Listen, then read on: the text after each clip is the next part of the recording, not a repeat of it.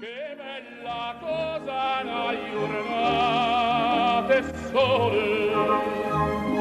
Oh no, tu sei più bella in me. Oh sole mio, stai pronto a te. Oh sole mio, stai pronto a te. Bentornati tifosi napolitani to the second edition of the 24-25 season of Noi Tifiamo Napoli on the Far From Vesuvius Network. I'm your host, as always, Raffa Rispo. I'm here again today with my Pisces Paesano, Daniel Russo. Dan, how you doing, buddy? How was your week? Yeah. How's it going? Good, man. Work and Napoli. That's pretty much it. What's more to life than that? There's nothing more to life than work and Napoli. Well, the family, obviously. Really quick before we get started, I would like to shout out the Tifosi Napoli Club, New Jersey. I'm wearing their hat today. They've been just super, super nice to us, to the network, to the show. They reposted our show to get everybody to listen and contribute. If you haven't already noticed, so today is going to be mostly a pretty much Q&A. We have a couple of questions and comments from listeners on Facebook and X. We did put it out on Instagram. Not very many people on Instagram, but I do want to definitely let everybody know to check us out on Instagram. It's Tifiamo NA _FFV. On X, it's at Tifiamo NA NAP _FFV. And then just on Facebook, you can type in Noi Tifiamo Napoli and find us. But yeah, the guys, especially Vic, out at Napoli Club, New Jersey, really like support us a lot. So I just want to say hey to them and thank them a lot for our for their support. So now, Dan, the first thing I want to talk about is the white kits. Right, last week we talked about the new blue kits. The white kits have come out, the aways, and I think I'm even more in love than with the blue ones. What are your thoughts on the white kits? I was speechless, honestly. What they're doing for us this year with, like I said, from the last episode, clearly there's something going on with the media. They probably hired a new guy. Yeah. But also just the general image of the club has taken it's skyrocketed for me. You can see it in the kits. You can, and the logo again, the sleek, logo designs with no colors. It's basically the same logo, just no Napoli blue and dark blue, in right. it. It's just it's so beautiful. This one is navy, we got the navy lettering with a, it just, 10 out of 10 from both of them, in my opinion. Like I don't know how much better it gets than that. We're waiting to see the third kit. I'm hearing it's navy and like Napoli blue, like navy and sky blue. Oh my goodness, dude! That's why I didn't order the white one yet, because I am anticipating I'm a navy to order blue all one. of them together. At some point I'm definitely getting that white one, but I got already, I got to settle down a little bit. I ordered myself a Coca-Cola shirt both, now, man. Too. The training shirt. So I just got to chill out. And I got my Ama Fadiga shirt as well. The contest shirt.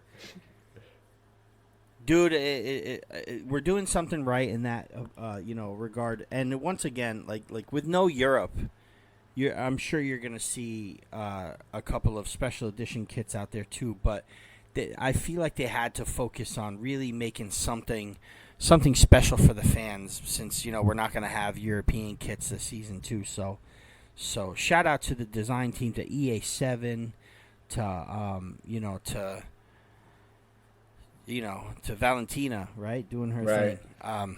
Okay, so the kits that we wore in the latest friendly were the all whites, which was nice.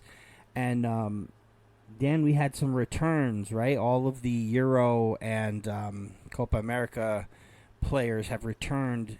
This time we're in Castel di Sangro. And Napoli had a friendly, which was supposed to be Demirspor, but that was canceled. For some reason, I don't know why. I didn't get to see why that was canceled. So instead, we ended up playing against the reigning, defending Albanian champions, Egnatia. Champions are champions, right? A champion is a champion, right? A little quick story on Egnatia. I don't know anything about him. But what I do know is that they lost in their Champions League qualifier,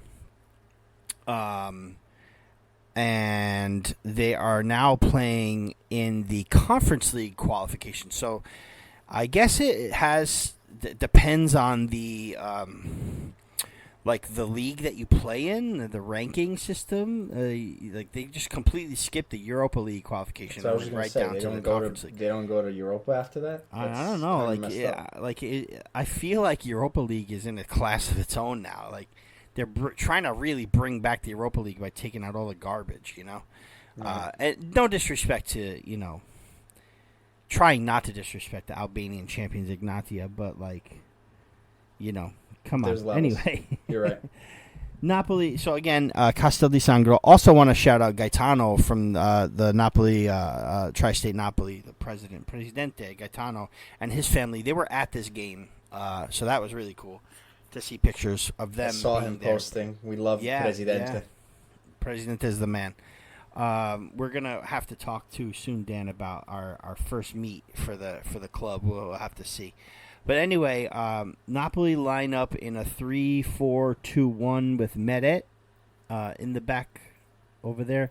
In net with Di Lorenzo, Rachmani, and Natan. The back three, which I found interesting. Mazzocchi playing on the right of the midfield, Anguissa and Lobotka in the middle, Spinazzola on the left. And then Politano and Kvara as the two, and then Khedira as the striker. Obviously, no Osimhen there. We'll get into Osimhen. But he wasn't even at the stadium for this. Right. And a disposizione is Contini, Turri, Caprile, Buongiorno, Juan Jesus, Mario Rui, Raffa Marin, Simeone Zerbin, Cayuste, Ngong, Iacarino, Raspadori, Foloruncio, who re-signed until 2029, the same day, and then Mezzoni.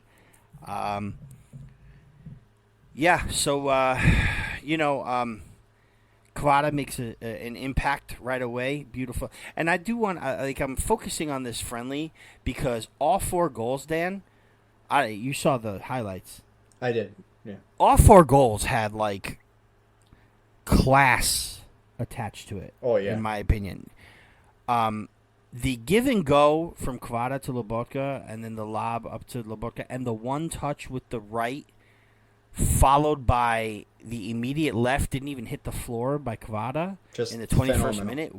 What a goal. What a way to say, hey, I'm back and I'm ready, right? Unbelievable. I mean, I tweeted about it, just because I'm an idiot. I like to tweet stupid stuff sometimes just to get a reaction. Who doesn't? It's not even... And I said phenomenal, and then Kvara wasn't bad here as well. Just because, Kvara scored the goals, an amazing play, obviously, with, that pass from Lobotka. Was it one touch, I'm pretty sure, right? Yeah. Yeah, Yes. I mean, I just knew this. I really... And I don't know if you know Mo Salad, right, on Twitter? Yeah, Mo of course. Salad, he tweets at me all the time. Every time Lobotka has a great game, he's like, Russo called it from day one. He's amazing. Even when the guy was fat, he was calling him. He was going to be our savior in the midfield. And I'm I did know about him at Celta Vigo, so I can't say a lot of people didn't really know too much about him before when we did sign him. He was a pretty high profile signing with what was I think around 25-30 mil. we paid for him. But like, I feel so validated by him because he's just such a good player, man. As you should, Dan. I mean, he's like you said, it was a one touch. He knew where Kvara was going. You know, it was just a perfect play. It was perfect, and you know, opposition aside, just to know, like, once again, you know, this is Lobotka and Kvara's first game, and not Politano. It was Lobotka and Kvara's first game back from the Euro. They've only been together again for a couple days, and just the wherewithal that they had to like be able to pull that play off was just amazing. I mean, they look sharp. They really do. Yeah, they look very sharp. Well, to be fair, they both had really, really impressive European Cups. Like, absolutely. Like Lobotka at one point was one of the top midfielders in the Euro. Like, honestly, Fabian, Lobotka, and then there was one other guy who was killing it in the midfield. I forgot who. He just escaped me. Another. The German. I don't remember. who it was. But one guy Cruz. stood out. Cruz. Oh, was it Cruz? Yeah, probably. But for me, it was like Lobotka, Fabian, and Cruz. Yeah. Oh, Wirtz, right. maybe. That were like, I don't know. Or Musiala. Might have been. It might. I don't remember who it was. But anyway, it doesn't matter. But what I'm trying to say is, Kvara and him both had really, really good tournaments, and then they come back, they train a few days together, and they pick up right where they left off at Napoli. You know, like we mentioned last week, two of the better players of the season last year, right? A couple of minutes later, Politano scores a goal. Here's another one that, you know, and I don't know how much, like, because it was a nice play where a cross was received to Di Lorenzo, who just sort of laid it off for Politano. It looked like they were, I don't want to say like baffled or confused at like what are we gonna do with this, but like they had enough time to do it. Like I feel like if it was better opposition, it probably would have gotten cleared away. Probably, But Di Lorenzo leaves the ball for Politano, who takes a shot outside the box and scores a goal, a low right, you know, of the goal. But what I want to highlight about that play was how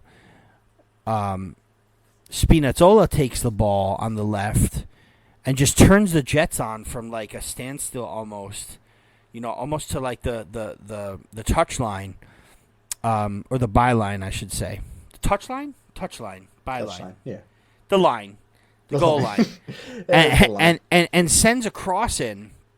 Now the cross does get headed out by the defense to Di Lorenzo, but still the way Spinazzola just burned his marker was really impressive from almost a standstill. You know, I haven't seen that out of him since the Euro, to be honest. Yeah, well, that's what I mean. That was like his bread and butter. That's why he's been struggling so much, because he, you know, when you get such a bad injury like he had, you lose that spark. That like you said, from a standstill to like 0 to 100. That how quick he was Basically. at the Euro.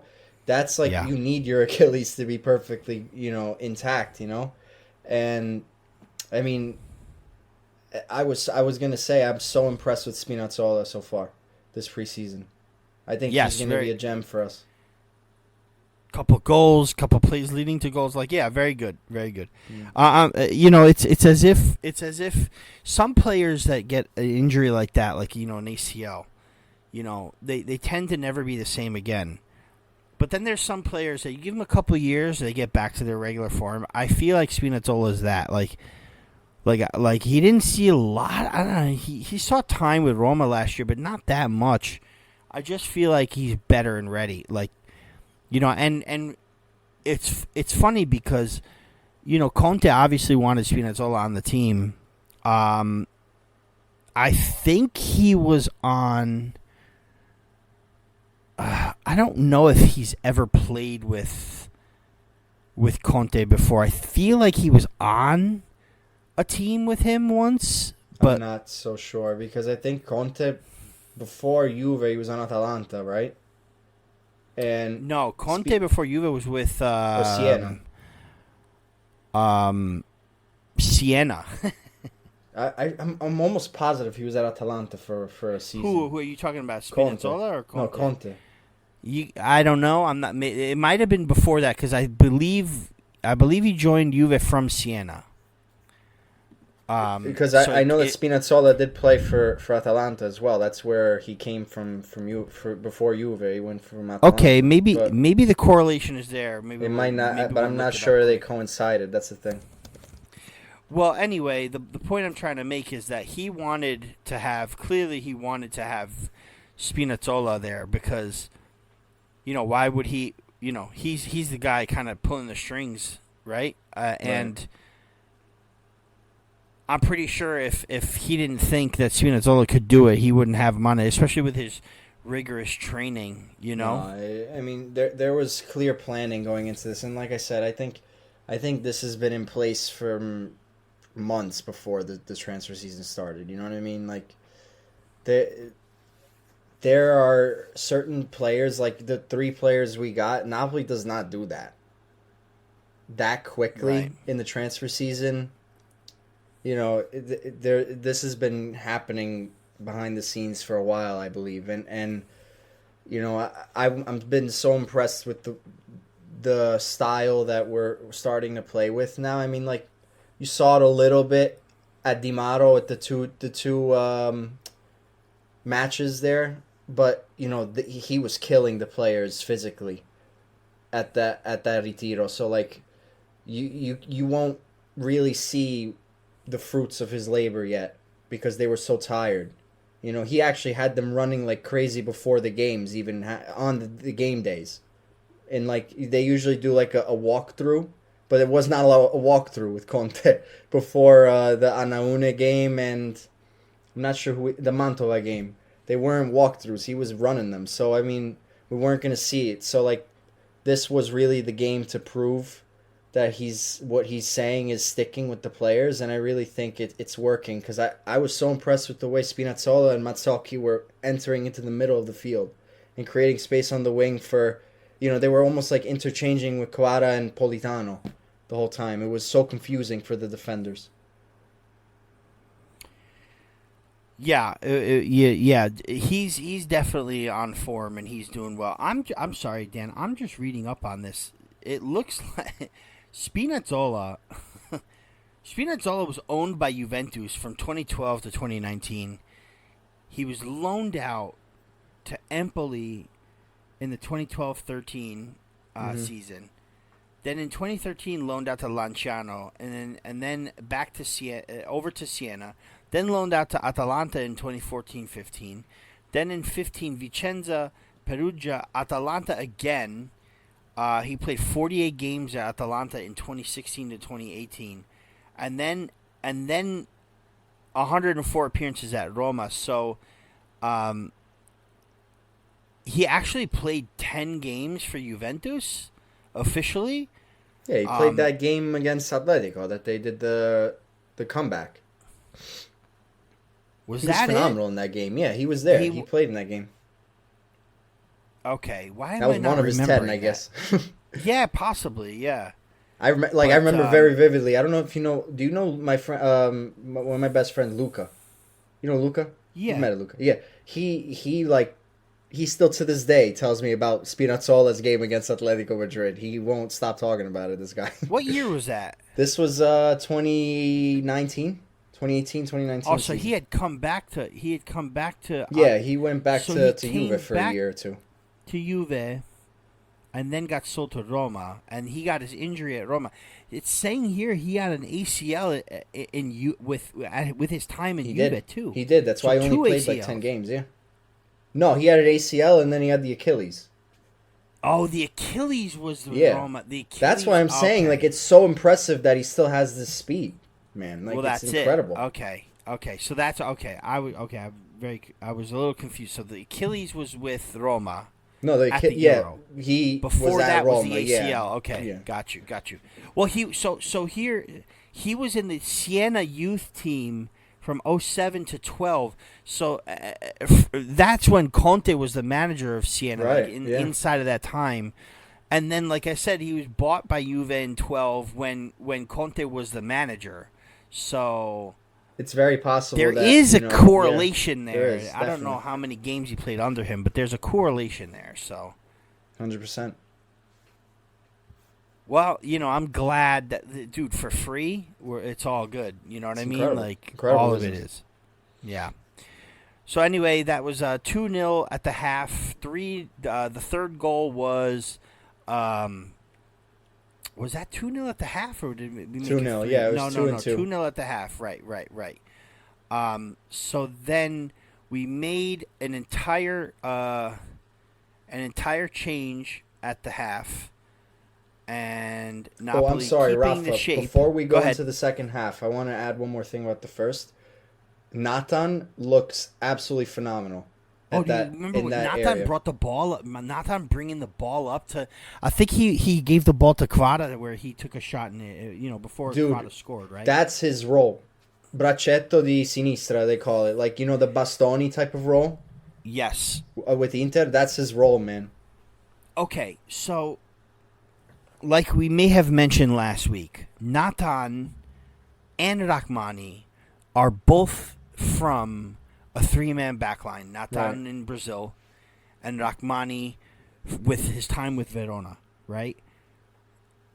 I'm convinced that this defense could line up any which way with Oliveira. Even now we're showing the Di Lorenzo too.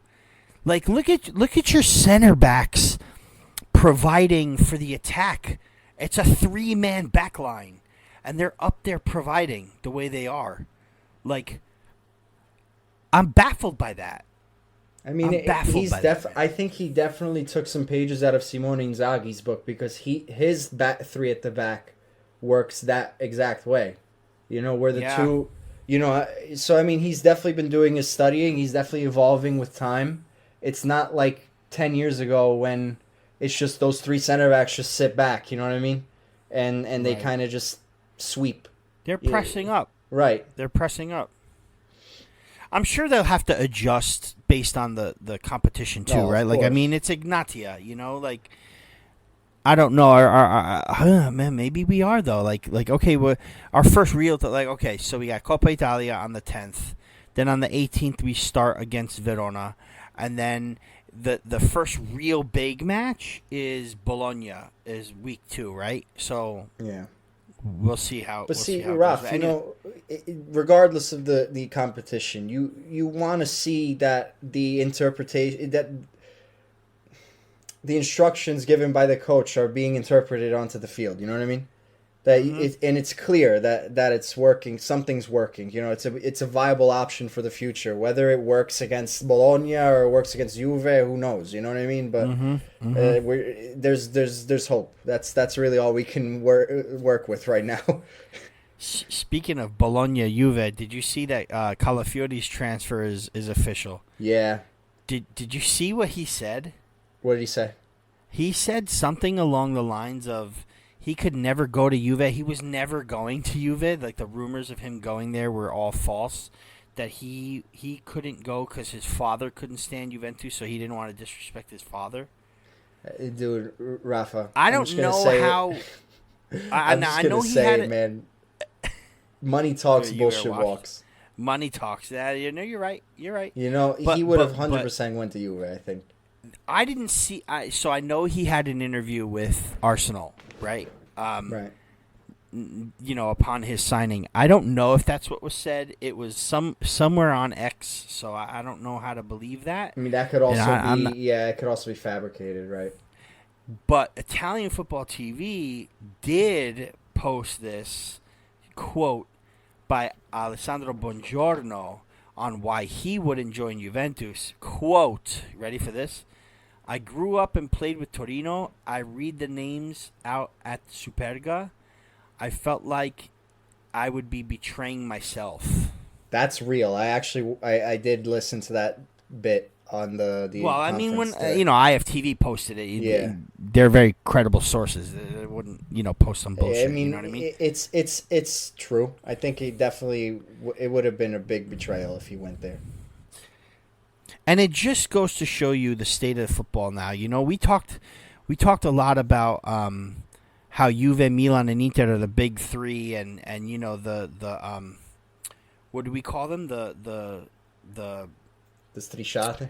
The strisciate, yeah, that's right. And that they won't allow other teams to kind of advance. But look at what is happening here. We got players that are wanting to leave A and wanting not to go B. You know what I mean? Like there's that. Well, for Juventus anyway. Anyway, let's go to the second half.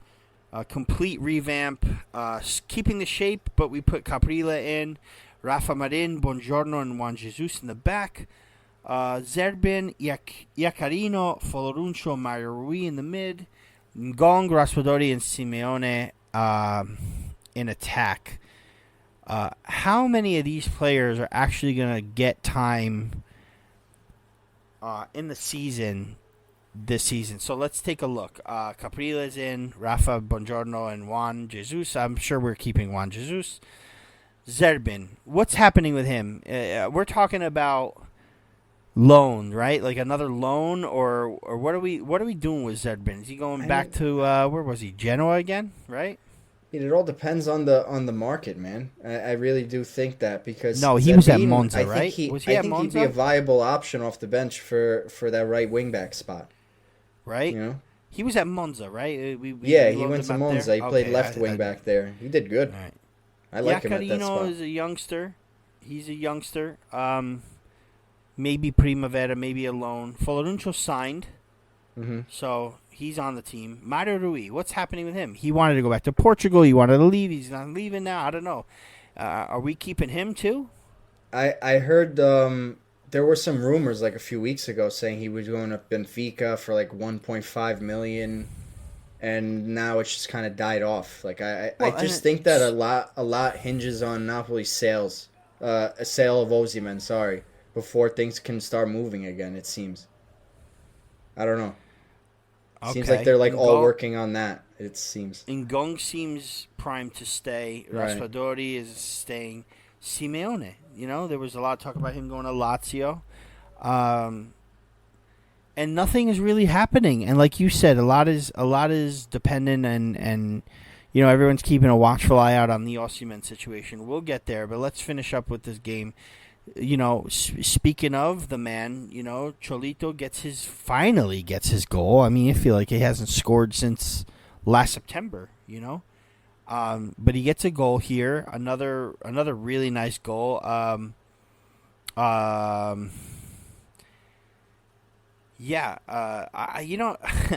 Talking about this goal, I don't really remember it that well. The Simeone goal? The Simeone goal, I know he had a pass. I think it was from Ngong or something. It might have been from Ngong. Yeah. But I think it was when Zerbin gave it to Mario Rui, and then Rui gave it to Ngong, and then he put it in low shot. But so anyway, Simeone scores a goal for the third goal. But then Simeone really came close to scoring again, he looked more hungry. than once. He definitely looked like he had a mission. There was a few times where he really had a good chance at goal. Ngong hits the crossbar. We came close a few times to getting the fourth, but then, Dan, my goal of the night 100% was the Ngong goal in the 68th minute. I knew you'd say it too. Dude, it's mine as well. I don't know if you saw, but I shared it on. The place.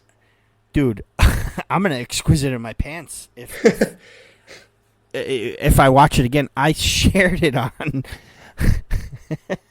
I mean, Raffa, when you see your team Instagram play like that, I almost shit my pants. Like that's how good it was of a goal. I had to rewind it and see who it was that lobbed the ball to Zerbin. It was Raspadori. Yeah. So last night, Rocco and I are watching the highlights. I didn't get to see the game live. I saw the Kvara goal live, but then, I had Paulie. We went to the pool. It was fun.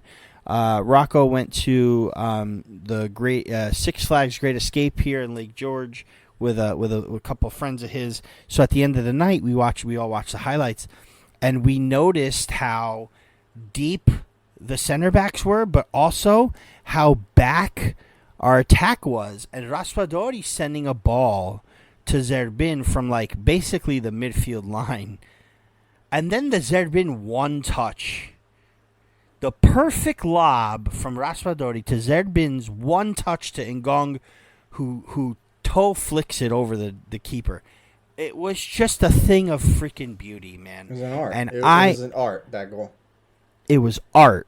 It was art, and it was beautiful. It was so beautiful. It's what we want to see Napoli like again. This was us a few years ago, and we kind of just lost that spark, and that's why I say I'm so excited for the season, because it really seems like these guys are free again. It seems like they're ready to. Even guys like Zerbin feel like they can make that pass. That's not an easy pass whatsoever. Mm-hmm. And Ngong feels like he can just chip a ball over a goalie, even if it's in a friend. Like, I get it, it's a friendly. Fans are gonna say it's a friendly. Let's wait to see when the real. That's not the point. Soccer, but that's not my point. My point is that.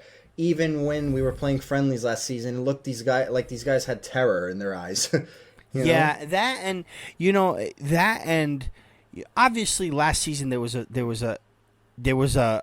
air about us. Like looking back, you can see it that they were very disheveled. There was something wrong with them, but the fans didn't. I don't think they really saw it right away. Like, and if you did, then you really know ball. I know ball. You know ball. But like, in my opinion, Raffa, we were all so like enamored by them still. We were still celebrating the Scudetto, right. And not for nothing. And I know we didn't play the best two games. The first two games we won, and pretty convincingly. Well, you know what I mean. We won the first two games. We were 6 points of 6 as the reigning champions with a new manager. Osimhen was scoring. Di Lorenzo was scoring. Like the beginning of Politano was a madman. The beginning of the season was not bad. It wasn't until game 3 we lost to Lazio, and then we had a bunch of slip ups from there. But like, this is different. I know it's a friendly. I know it's just an Egnatia, but and then we're gonna get a couple. We're gonna get a little bit better when it comes to the friendlies. Wednesday, this will be airing on Tuesday morning. Right now it's Monday night. Wednesday we're playing against Rennes, and then I think on Sunday or Saturday we're playing against Girona. So the competition's gonna get a little bit better before we have to play Modena in the Coppa Italia. But it's not about the fact that we didn't give up a goal yet.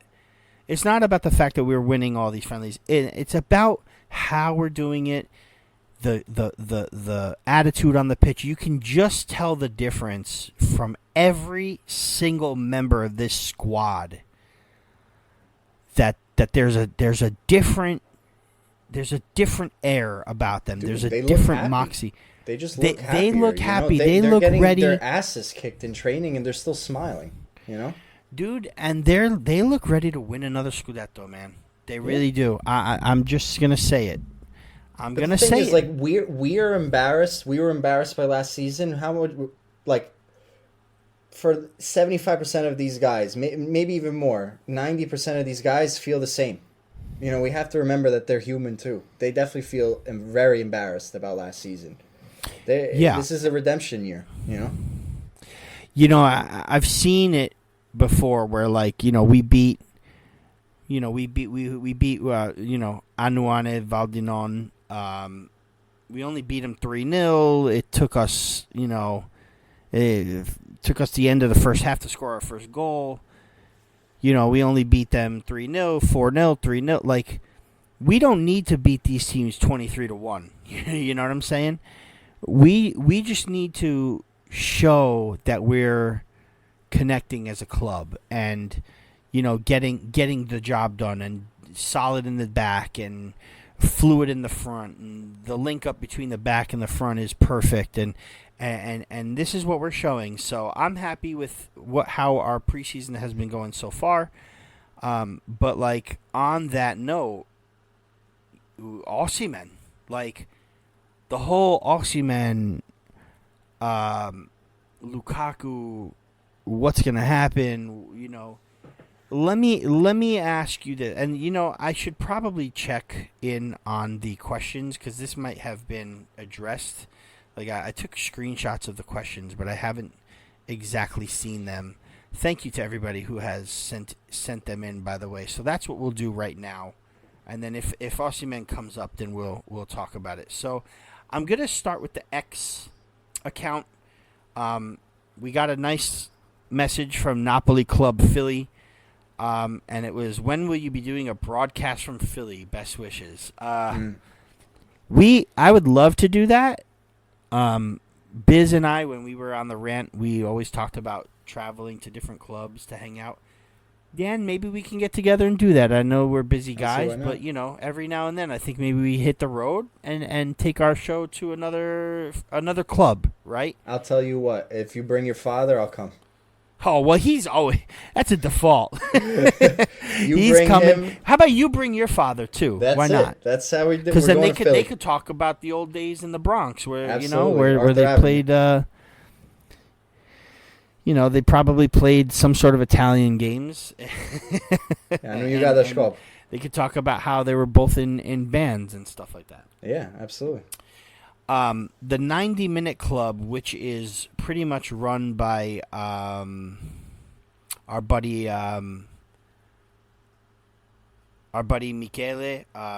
Michelangelo I'm butchering his last name. Hold on, what's happening? Lomoriello, that's his last name. Michelangelo Lomoriello. But so what I'll do is I will read his question on X, and then I'll go right to his question on Facebook, because he left one on Facebook. So the 90-minute club question is possible formation, and then the Facebook question was, will Lukaku have a great link up with Kvaratskhelia? Also, who do you think takes the PKs? That's a really good question, actually. I like that. Let's start with the formation. Is this the right formation, the one that basically they played against Egnatia, the 3-4-2-1? I think there's no indication as to why it shouldn't be. There's no reason to not believe it's the way to go. So I'd say it's that. Okay, now let's address his question on Facebook, because this may change. Right. This may change. I was thinking about this earlier today when I read this. This is one of the questions I did read. So Osimhen leaves. The scenario is this, right? Osimhen leaves, and Lukaku comes in, right? Does Napoli consider changing to a two-man attack with Kvaratskhelia as a seconda punta? Because here's the thing. Can Lukaku run an offense by himself like Osimhen does? In that sense, I think that's the beauty of having a player like Lukaku, because I feel like there is variation there. So it could change, but you could see, instead of Kvara being the left-sided forward, I guess, if you want to call him that right now, right? He would probably become a trequartista right behind the two strikers. And I could see in that situation, I could see Raspadori being next to Lukaku. That's what I was kind of like conjuring up in my head, thinking about where Lukaku fits. But I don't think he won't fit in this current formation either. I think he fits in perfectly. He'd be the striker, and then there's Kvara and either Politano or Raspadori right behind him. I don't see why that's not an option either. Okay. I mean, I know, we have the history of Conte and Lukaku, but Lukaku had Lautaro, right? Right. I mean, so I feel like in a sense, this 3-4-2-1, that we've been playing with Khedira or Simeone or what have you, right? In the friendlies, is suitable for Osimhen for when he gets in. Now, Osimhen hasn't been selected for any of these friendlies, but he is training with the team. I mean, especially now, I think he came back today to train lightly with the team. This is a guy in Osimhen where if we decide to keep him at the end of the day, and I know he says he wants to leave, De Laurentiis wants him to go. The handshake agreement, well, the actual signing, right, was basically done with the understanding that ADL is going to get his valuation, Osimhen's going to get the contract he wants from the new club, and everybody's going to leave happy. It's we're going to leave on good terms. Everything's going to be great. Now, Osimhen is getting his bag, so to speak, with PSG if he signs 14 mil, 5-year contract, 14 mil a season net, right? But they don't want to pay the clause. They don't even want to come close to the clause. Like, then there's Chelsea, then there's Arsenal, then there's... Nobody wants to pay this clause. Then I saw something about how maybe they're thinking of going in for money in Lukaku to Chelsea. But then ADL is saying he doesn't want to include Lukaku in a deal. He wants his money for Osimhen, which I am going to go with ADL on this. He deserves the valuation he deems fit. Now, if when they signed it, the release clause was 125, now maybe it's more like 100, then I understand. Like, you know what I mean? I think ADL is willing to let him go for 100, but any lower than that, I don't think he should have to sign or like have to sell, is what I'm trying to say. Right. Then on the other hand, I've seen Osimhen say, I'm leaving, or Osimhen's camp or people who know him say, oh, he's going to go. But then I've seen quotes that he says, I wouldn't mind staying another season. And it all has to make sense. And then there was another thing I saw today that there is an option for us to keep him, or there's talks about working into the contract a clause that says we keep him another season and then we sell him in the summer and he gets some sort of a resale, like Osimhen gets a percentage of his resale value or something like that, like a way to sweeten the pot for Osimhen to if he has to stay, but then agree to leave in the summer, because honestly, we did re-sign him for one season, but in reality, if he plays this whole season with Napoli, we get to the summertime of 25-26, teams essentially could decide to wait until the winter of 26 to pre-agree a signing with him for free that summer. But I don't know if Osimhen is willing to let the club down like that. So it's a whole thing, Dan. This is it's an issue, but as a Napoli fan, it's a pretty decent issue to have. Like, it's either we sell him for the value and get Lukaku to come in to help us, or we keep him another season and he fits into the system. Okay, yeah, he hasn't been playing in any of the friendlies, but Victor Osimhen doesn't need to play in these friendlies. He's going to be fine. Right. No, I totally agree. You said we had already said, right? Conte wants his team set up.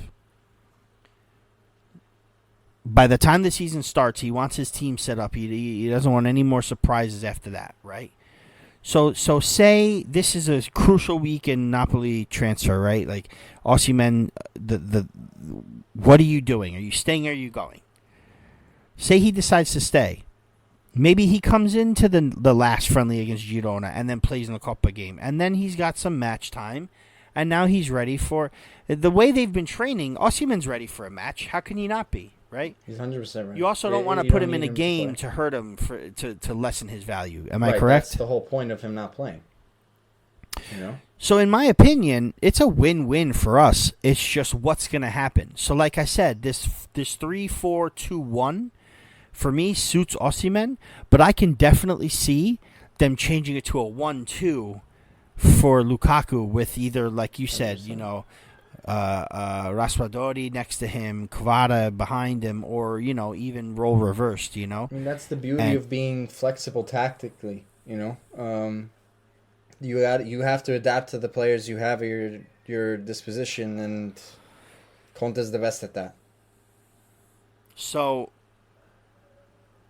now that we've talked about that, what do you think's going to happen? Is Simeone? Is Osimhen going to go? At the end of the day, is someone going to come up with the money to take Osimhen this season? Honestly, what was my answer last week? It was he's definitely leaving, right? I'm pretty sure. Yeah, I don't know if I want to change that stance yet, unless if I see him in a friendly, I think that's our answer right there. He's staying. I think as soon as you see him in a friendly, he's staying. Or like even available for a friendly. Even if he's on the bench for a friendly, he's staying. That's an indication. Yeah. It's just it's so hard to tell because like you said, like I don't even blame these clubs for not wanting to pay that clause. I mean, after the season he's had, this was unfortunately this shouldn't have happened. He should have probably been sold last season. I hate to say that because I love the guy. I love seeing him play for Napoli. If we really needed to sell him or wanted to sell him, clearly we didn't need to sell him because if we needed to, we would have done it. De Laurentiis, he does what we need. But right. If he wanted to be sold, last season really was the time. And after the season he's had, unfortunately, you make your bed, you have to sleep in it. Like. That's kind of the way it is, man. Not a lot of teams are going to want to spend 130 mil on a guy that had a pretty mediocre season. And I'm not saying he's bad. He wasn't bad by any means, but he wasn't. He wasn't. I mean, he had AFCON. He was still the second highest scorer. I think he was tied with. Who was it? Obviously, Lautaro won the Capocannoniere, and then he shared second place with someone, and I forgot who it was. Right, but did he even make 20? No, I think it was like 16. Right. See, like it's still a lot. It's 10 goals less than the season before, but it's a good amount. But 130 I get million. It. No. I know. It's not as obviously it is not a 120 million value season, but at the same time, we've seen that ADL is willing to go down on the valuation, even with the clause. Like he said, he'd take 100. I mean, listen, for the way teams and ownership is spending their money on players, 100 million for a player this isn't really. I mean, it's a lot of money, but it's ridiculous coming from PSG too, right, man? Like. It's ridiculous. That are paying 100-something million for Gonzalo Ramos and Kolo Muani, and then they don't want to spend that on Osimhen. Like, I'm sorry, but it's just, it's ridiculous. Yeah, I've heard other sources too say things like, what's attached with Osimhen is also a reason why a lot of teams aren't looking at him anymore. Like the attitude he has, the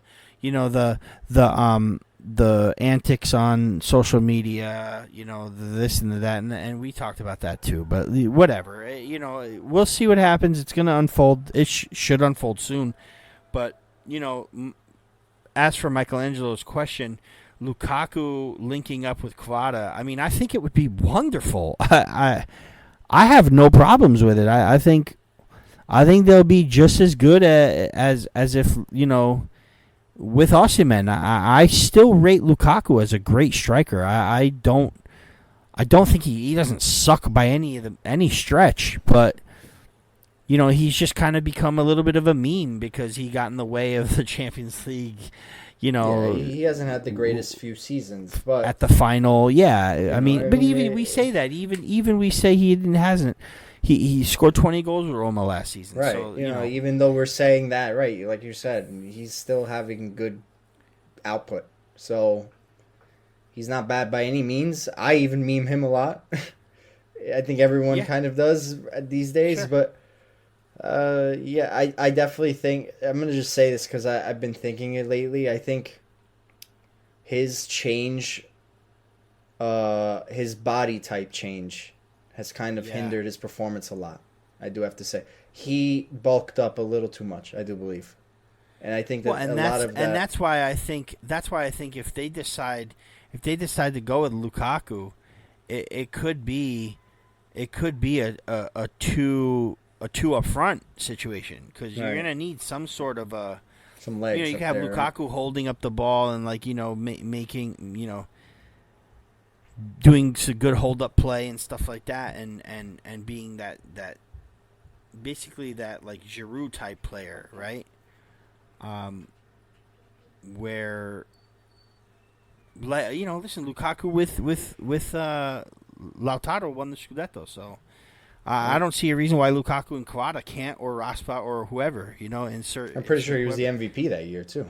He was the MVP that year. Also, Osimhen was tied in goals with Dusan Vlahovic, by the way. Just check that out. Okay, so and then the second part of his question: who do you think takes the PKs this season? Like I was about to say, it's going to be Lukaku if he comes. That's 100% nailed on. Okay, so if he comes, he's not here now. So who today would be taking the penalties? I guess Politano. Okay. I mean, honestly, he's given the most guarantee out of any of them. That's true. I mean, it's true. It's true. We don't have Zielinski to fall back on anymore, so. Yeah, I mean, I still think Kawada should just suck it up and take them again and get some more confidence, because I think he should be a rigorista. You know what I mean? Like, he is a rigorista. Like, he goes and takes penalties for Georgia. He smacks them in every time. You know what I mean? Just because he missed one penalty in that Champions League game against Eintracht. Ever since then, it's been a downward spiral for him. I don't like when fans, sort of judge players based on their penalty kicks. You know what I mean? Like how Jorginho got the hate. Take 3 or 4 and you miss them all. Like, that's the problem. But you miss 1 or 2. It's... No. But I mean, like, as an actual player, like, okay, you don't have the mental capacity to take penalties, but that doesn't mean you're a bad player. No, not at all. You know what I mean? Like the hate Jorginho got for missing all those penalties with Italy, and then suddenly he's a shit midfielder. Get out of here, man. Anyway, was total BS. I agree with you. Yeah, listen, I wouldn't trust him to take another penalty, but I wouldn't not start him because of it. I mean, now, he's a few years older now, but you know what I mean? It's ridiculous. Anyway, moving on. Oh, you know what? No, wait, we had one more X question. So this is from a gentleman by the name of Luke, and his handle is at Luke Taylor TCD on X. Excited to start the season, but still think there's work to be done to bring in a right winger. What do you reckon about the Chiesa rumors? And if not, do you reckon Napoli should be prioritizing that position? To put it short and sweet, I think there's more pressing needs at the moment. Okay. Yeah. I would love to see an upgrade wing? on Politano. I would love to see an upgrade on Politano, but I don't think that's so important right now as to our striker situation, for example, or I don't even, like I said, like the right wing back situation. There's things like that, because who knows where the hell Di Lorenzo's going to play? We don't know. Like, these are things, and if he doesn't play there, who's the backup? Because there's only Mazzocchi, and I get it. Maybe because actually I should rephrase that. Maybe not the right wing back position is as big as the center mid. Sorry, because all we really have right now as a viable backup is Foloruncio, because Cayuse is on his way out apparently. So we kind of do need somebody there, and it seems like we are getting a few guys in. So. Well, Cayuse did come in, actually. There was the one sub Conte made was he took Iaccarino out, and he put in Cayusta after our fourth goal, which was weird. I don't know if that was it didn't say if it was an injury or anything like that, but anyway, yeah, Luke, I don't think right wing is that much of a need. Honestly, more left.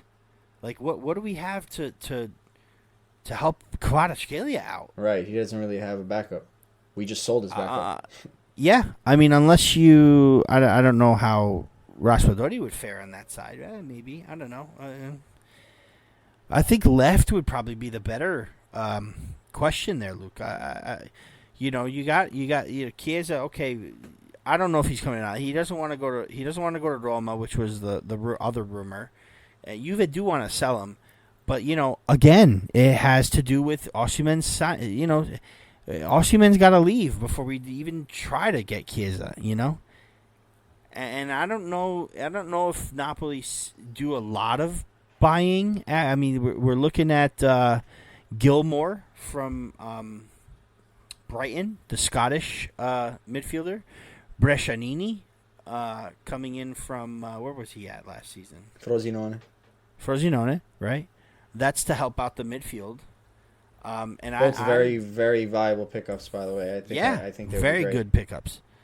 I mean, you get those two guys and Lukaku, we're cooking with some gas. And like I said, the only other thing I would be worried about is a backup to Kvara, but I feel like Kvara is in the same. I feel like Kvara at the same token with Osimhen. There's only Serie A to worry about. There's no Europe, right? Unless he gets injured, touch wood. With Georgia in the Nations League, I don't know. Anyway, let's go over to Facebook. Again, this all came from the Tifosi Napoli Club New Jersey account. So thank you to everybody who contributed. Antonio Pandolfi, a good friend of mine. I met him a few times. Should Khedira be sold? Is he really a better off-the-bench forward than Simeone or Raspadori? Now, the rumor was that Simeone is going to go. Raspa stays, obviously. But if Simeone goes, he's 100% staying, Khedira. Because who's the backup? Nobody, at that point. Right? On the other hand, is Simeone leaving, and is Raspadori really regarded as a striker in this format? So I think either way, Khedira stays. I would love for him to stay. What are your thoughts? I think he's a viable backup. I'm not too crazy on him. I know he's been performing pretty decently in preseason, and definitely going against a lot of the predictions from especially me. I've never been a huge fan of his, but like you said, there's only one game a week. We might not even really need a backup striker that much. You know what I mean? Like it isn't as important. No, I get what you're saying. All maybe these competitions in the middle, right? Right. But yeah, imagine Lukaku on one game a week. How much rest is he really going to need? Sure. There's only like a handful of times the Serie A is playing in the middle of the week anyway, right? Yeah, I think only one time actually. I think there's only one. Yeah. I thought I saw a tweet like that. I'm not really big on the whole like calendar reveal. I only really look at who the first team is, and then I kind of just go from there. You know what I mean? It's usually a couple times. I know because of the international calendar. So right. We'll see. It's not many. It's like 3, maybe 4 at most. A response to Antonio's question, Vito Altieri comes in and says, "I like him though. We definitely can't roster him with the other 2 here as well. They'll probably just loan him out unless something happens with Simeone." I don't know. I realize that, Osimhen or Lukaku on the team, there's something's got to give. You know what I mean? Like with Khedira, Simeone, we don't need 3 strikers. And then there was also, I forgot to bring this up earlier, there's also the very rare, or the very unlikely, I should say, scenario where we get Lukaku anyway and Osimhen stays. Then what? Then what happens? No, I don't see that happening, man. I don't know. Yeah, I mean, no, there's no way, because, like, you get Lukaku's very high earner. You know what I mean? Mm-hmm. What would he be making here? Like $6 million, I think. Yeah, that's the thing too. You're going to keep Osimhen at 10. Lukaku's going to come in at like 6.5, and we have to consider re-signing Kvaratskhelia. So now you're going to jump his salary up. Like there's really an unlikely, and then you feel like bringing in a guy like Lukaku and upping his wages right away. You feel like you almost have to like get some of these guys on higher wages because it's not fair. We want to keep the morale up too. I mean, Russo just renewed his contract he did. the other day, and he officially makes more than Kvara. Wow. Yeah, it's not fair. No, I mean, listen. Then there's got to be an indication. That's got to be an indication that Kvara's close to a renewal. It has to be. There's no way that we would already be hearing shit from that guy's agent. What's his name? Ugali or something like that. Yeah, we already be hearing him spewing his his mouth all over the screens about it. Yeah. So I'm sure that there's an agreement in place at some point, or to some sure, point. There's got to be. Yeah. There's got to be. Yeah. And it could very well be another factor from the Osimhen deal, right? I mean, right. Hey, we're just waiting to sell Victor. We got you, right?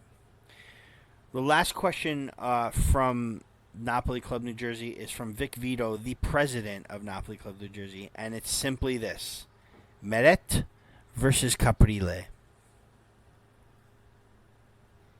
I mean, I think I touched on this a little bit last week as well. I think you start Meret in the beginning of the season, but you kind of ease in Caprile. I don't see why not, and see if he's able to take his spot.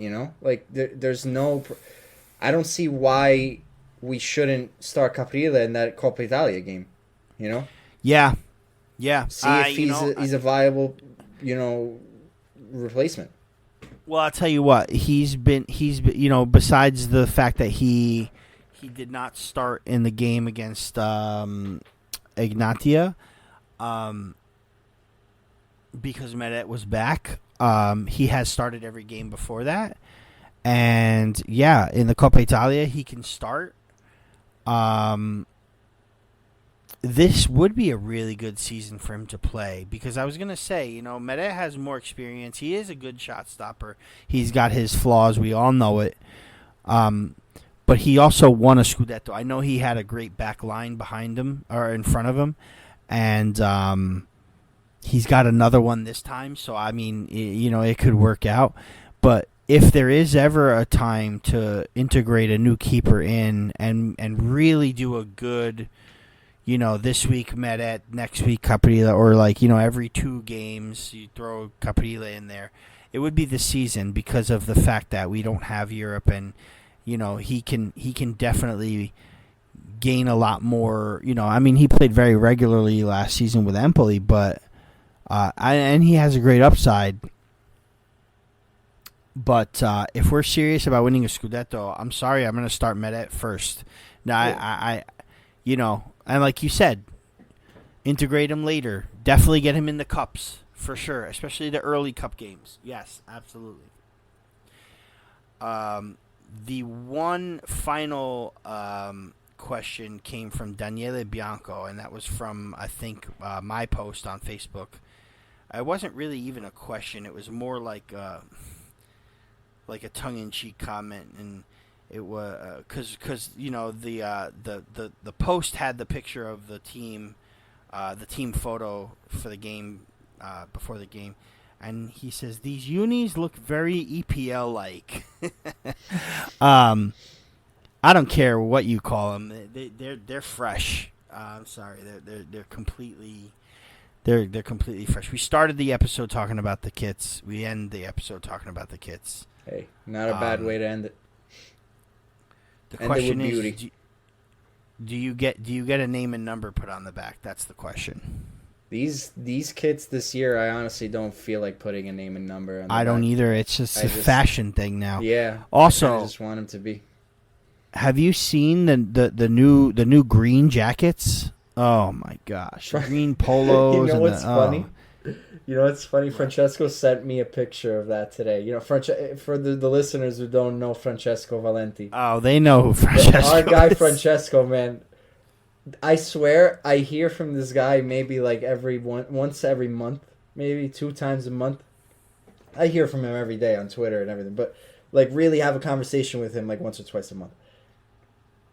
95% of our conversations are, oh my god, dude, these kits are amazing. Just talking about Napoli merch. That's all it is. It's wonderful. I love it. Actually, it's funny Napoli you merch, said right? something about those green jackets, because today he sent me a photo randomly. We haven't talked in like 2 weeks. He randomly sends me a photo today of those jackets. He's like, bro. That's all he said, bro. Well, it just goes to show you that we all have the same thing on our brain, man. Napoli, Napoli, Napoli. And one last statement on this show before we head out is Napoli now have once again a brand new official radio. It's Radio CRC, right? CRC, Yeah. Radio CRC. Look for the app. If you guys can't watch games, you can download it. Also, I don't know if I mentioned last week, but CBS and the rights, they came to terms with that. That's good. So everything will be back on CBS. And that's it, Dan. That's it for this week. We have a friendly on Wednesday, like I mentioned. That's against Ren. Brest. Or is it Brest? No, it's Brest. Brest. Yeah. We have that friendly, and we'll talk about that and maybe the last friendly against Girona next week's episode. But yeah, stick around because we'll have some more content. Oh, Napoli's birthday is this week too, Thursday. Napoli turns 90. No, was it 98?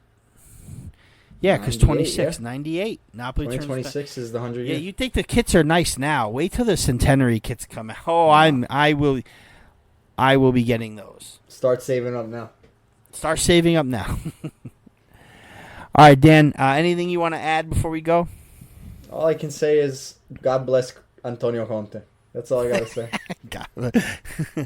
Conte.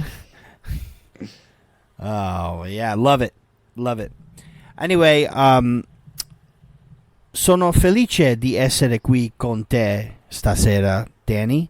And I'll see you again next week, right? Ci vediamo la prossima settimana. Forza Napoli. Sempre. Ciao, ciao.